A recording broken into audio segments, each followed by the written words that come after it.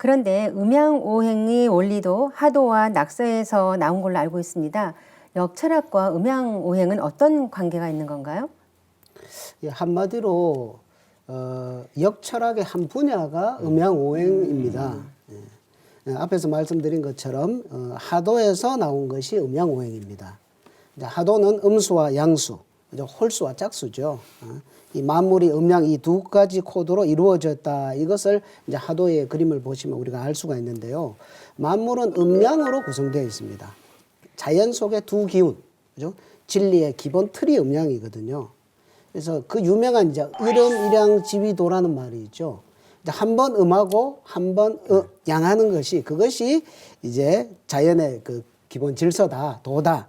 그리고 또 한 번 음하고 한 번은 양하게 만드는 그 힘의 근원이 또한 도다. 이렇게 이제 우리가 설명을 하는데요. 어쨌든 만유는 음과 양으로 구성이 되어 있고 음양의 운동을 하고 있습니다. 그래서 우리 심장이 이렇게 벌떡벌떡하고 그죠? 낮과 밤이 교차하고 태양과 달이 졌다가 떴다가 이걸 반복하고 밀물과 썰물이 교차하고 그래서 이 음양 운동의 이제 가장 큰 주체는 하늘과 땅이죠. 천지, 하늘 대우주 전체와 그다음에 지구, 그죠? 그래서 이 음양은 그 또 물과 불, 수화로 물과 불의 신령스러운 기운으로 이렇게 나타납니다. 이 수화가 이제 하도에서 이제 수는 일이 수를 상징하고 이가 화를 상징을 하는데 이것이 음양 분할을 다시 하면 이제 목과 금. 그래서 수화 목금으로 이렇게 분할을 하게 돼서 네 가지가 되죠. 그래서 수화 목금 이것을 사상이라고 하고 그리고 이 네 가지가 돌아가는 그것을 잡아 돌리는 마쿠의 실력자, 주인, 보스. 이게 이제 오토라고 하죠. 그래서 사상과 오토를 합해서 오행이다. 그래서 오행이라고 이야기를 하죠. 그래 음양 변화의 구체적인 모습이 오행이다. 그래서 음양오행이다. 이렇게 이야기를 합니다. 네, 음양이라고 하면 일상생활에서 우리가 많이 사용하는 단어 아닌가요? 근데 음양이 뭔지 예화를 좀 들어주시면 좀 쉬울 것 같습니다. 뭐 앞서 많이 이제 말씀해 주셨는데 아까 결국 이름이 일양 지위도라는 말씀을 다시 한번 새기면 뭐냐면 결국 현상계에 나타나는 모든 변화의 기본 틀일 수밖에 없다는 거죠. 그러니까 음양의 예를 들으라고 하면 사실 밤샐 각오해야 되는 거예요. 시작하면 끝이 없는데 가장 이제 음양의 어떤 이치를 따져보면은 음양이란 무엇인가 다시 한번 묵상을 해보면은 인간과 만물을 지어내는 전혀 다른 성질을 가진 그 N극과 S극 같은 서로 전혀 다른 건데 붙어서 서로 이렇게 하나로 조화를 부리는 태극체가 되는 건데 그래서 말씀하신 대로 음양의 가장 큰 틀이 되는 건 하늘과 땅.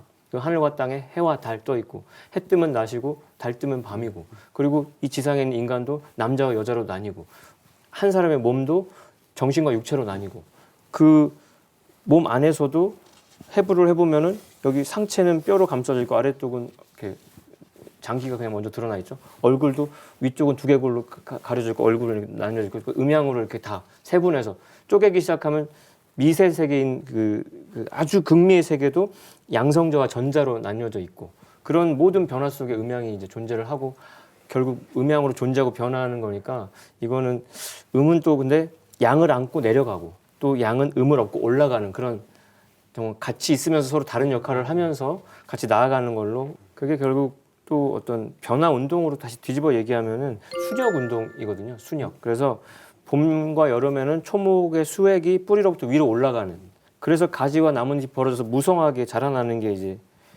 본래 자리에부터 멀어지는 거기 때문에 분열 성장하는 양의 과정을 역한다 그래서 역운동이라고 얘기하고요. 반면에 분열의 극에서 그 극집반으로 다시 본자리로 돌아오는 거를 그 순운동이라고 얘기를 하죠. 그래서 그 근원으로 돌아오는 순운동을 일러 다른 말로 원시반본이다 이렇게 표현을 합니다. 그래서 시원을 바로잡아서 근본을 바로 돌아간다는 거고 결국 앞으로 우리 이치의 세계 궁극에 보면 가을에 대개벽의 사건이 나오는데 가을 대개벽의 모든 문제를 바로잡는 핵심 주제 또한 원시반본인데 결국 음양운동은 하루의 사이클에서도 아침에 일터로 나가는 역운동과 다시 집으로 돌아오는 순운동 그리고 숨 쉬는 걸로 따져봤을 때는 내쉬는 역운동과 다시 들이쉬는 순운동 결국 그 모든 것이 음양의 어떤 반영이라고 저는 말씀드릴 수 있겠습니다. 예, 이런 음양이 이런 자연계가 다 그렇게 구성이 되어 있지만 그런 것을 우리가 쉽게 이해할 수도 있는데 우리 그 문화에도 이런 것이 그대로 적용이 됩니다. 그게 이제 우리가 용복 문화라고 이야기를 하는데요. 방금 말씀하신 것처럼 음양 운동의 주체는 천지, 하늘과 땅입니다. 그런데 그 천지는 바탕이고 이 천지를 대행해서 실제로 이 지구상에 살고 있는 모든 생명체들을 기르고 다스리는 것은 해와 달이 하거든요. 해와 달. 해는 따뜻한 불기운, 그 다음에 달은 차가운 물기운. 그러니까 실제로 수화죠, 수화. 1월 수화. 그래서 실제 만물을 다스리는 것은 이제 1월 수화다. 그래서 이것이 문화 속에 그대로 그 코드가 이렇게 그대로 적용이 되어서 나온 것이 용복 문화거든요. 용복 문화.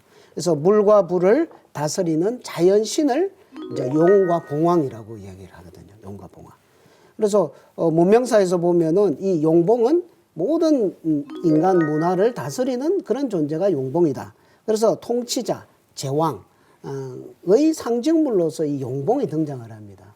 그래서 동서일 문화를 다 둘러보면 거기에는 동서양을 막론하고 다 용과 봉황이 통치자, 제왕의 상징물로서 이렇게 등장하는 것을 실제로 많이 우리는 발견을 할 수가 있습니다.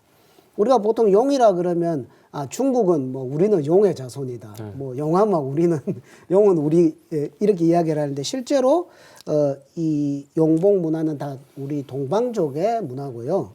실제로 중국의 그 왕대유라는 학자도 이 동이족의 제왕이 아까 그 태오복기시, 그다음에 염제신능시 이 두 분이 사실 용봉 문화의 뿌리다라고 이렇게 학술적으로 밝혀놓은 것도 있습니다. 그래서 이 용봉은 이제 이 우주를 통치하시는 상제님을 대신해서 천하를 다스리는 천자의 상징이다, 제왕의 상징이다. 이렇게 문화 코드 중에 가장 강력한 최상단의 문화 코드다. 이렇게 우리가 이렇게 이해를 할 수 있고 덧붙여서 말씀을 또 드리겠습니다. 네, 근데 음양 오행 말고도 삼재, 즉 뭐 삼원이나 사상이라는 용어도 있잖아요. 그것도 함께 설명해 주시면 좋겠습니다. 네, 앞에서 말한 음양 이것은 이제 이수 문화죠. 이수. 그런데 그 이수 음양 문화의 밑바탕에 삼수 원리가 있습니다. 삼수. 이것이 이제 천부경에 아주 잘 드러나 있는데요. 천부경에서 이제 첫 구절이 이제 일식, 모든 만유는 일에서 시작이 되었다. 그런데 이 일은 이제 석삼극, 세 가지 지극한 것으로 나누어진다. 그리고 이 나뉘어져서 자신의 모습을 드러낸다라고 이렇게 이야기를 하고 있습니다. 천부경에 흐르고 있는 정신을 우리가 집일함삼, 회삼귀일이라고 이런 표어처럼 이야기를 하거든요. 집일함삼, 회삼귀일. 이건 우리가 꼭 기억을 해둘 필요가 있습니다. 집일함삼, 회삼귀일. 집 잡을 집자 일, 하나를 잡으면 함삼, 삼을 포함하고 있다. 그리고 회삼, 그것은 삼은 회, 이렇게 모여서 귀일, 하나로 귀결된다, 돌아온다, 하나됨으로 귀결된다, 이런 뜻이죠. 그래서 하나를 잡으면 어떤 존재, 사물 이런 것들 하나를 우리가 탁 잡고서 그걸 들여다보면 이미 그 속에선 삼이 내포가 되어 있다는 것입니다. 삼. 그래서 어떤 사물이 자기의 역할을 제대로 수행하려면 이미 그 삼의 구조를 가져야만 자신의 역할을 할 수가 있다는 거죠. 요 손가락이라 그러면 이 손가락이 손가락 구실을 하려면 이게 세 마디로 구부러져야 손가락의 구실을 할 수 있다 이거죠. 그리고 인간을 상정을 한다면 인간이라 그러면 인간의 육체와 마음과 생명, 또 가정이라 그러면 아버지와 어머니, 자식, 그죠? 뭐 빛이라 그러면은 그 삼원광, 뭐 아까 그 원자도 뭐 양성자와 전자, 중성자 이렇게 하나의 존재는 이미 삼을 포함을 하고 있고 있다는 거죠. 그리고 신도, 하느님도 하느님의 역할을 하시려면 세 가지 창조 덕성을 쓰시기 때문에 하느님을 그냥 하느님이라고 부르지 않고 반드시 앞에다가 삼신 하느님이라는 말을 수식을 붙였던 것입니다. 그래서 이 삼신 하느님과 인간 세계를 오르내리면서 이 메신저 역할을 하는 그 까마귀, 태양 속의 까마귀, 삼조고이죠. 이 까마귀가 그 삼신 하느님의 세 가지 덕성을 이렇게 심부름을 하는데 발이 두 개면 두 개밖에 못 나르잖아요. 네. 그래서 반드시 까마귀는 세 발이라야만 삼신의 덕성을 그대로 이렇게 전달을 할 수 있다. 이것이 그 우리 그 삼조고 그 고구려 깃발에 나오는 네. 이 삼조고의 문양이 담고 있는 그런 의미가 되겠습니다. 그래서 이 삼원, 삼수문화라는 것은 현실적인 변화는 음양의 이수 변화로 드러나지만 그 밑바닥의 모든 존재의 근거가 되는 것은 삼의 법칙. 그래서 삼의 법칙이 존재를 하고 있다. 이것을 우리 선조들은 너무나도 잘 알았기 때문에 우리 한민족은 제일 좋아하는 숫자가 3이죠. 3. 그래서 3의 민족이 우리 한민족이다. 이렇게 이야기하고 2와 3의 어떤 이 진리 암호 코드 세계에 정말 깊은 곳까지를 제대로 깨우쳤던 그런 전통이 우리 이 나라에 내려온다. 이렇게 이해할 수 있겠습니다.